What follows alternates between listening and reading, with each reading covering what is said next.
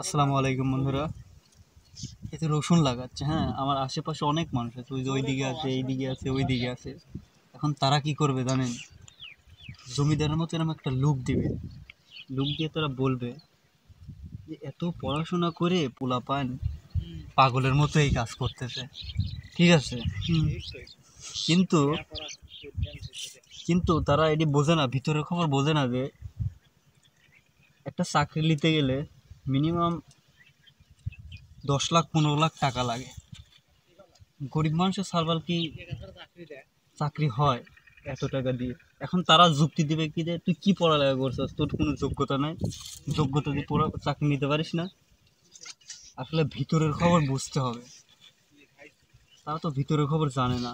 আসলে টাকা ছাড়া, মামা খালু ছাড়া, একটা সিঁড়ি ছাড়া কখনোই উপরে ওঠা যায় না। হাতে গোনা দুই একজন হয়তো উঠতে পারে, কিন্তু বেশিরভাগ টাকা ছাড়া হয় না। তো এই তো এই যে কাজ করতেছি এইভাবে, জমিদারের মতো লোকজন লোক দিবে, বলবে যে কোদাল হাতে নিয়ে যাচ্ছে, কাছি হাতে নিয়ে যাচ্ছে, ই করে সেই করে।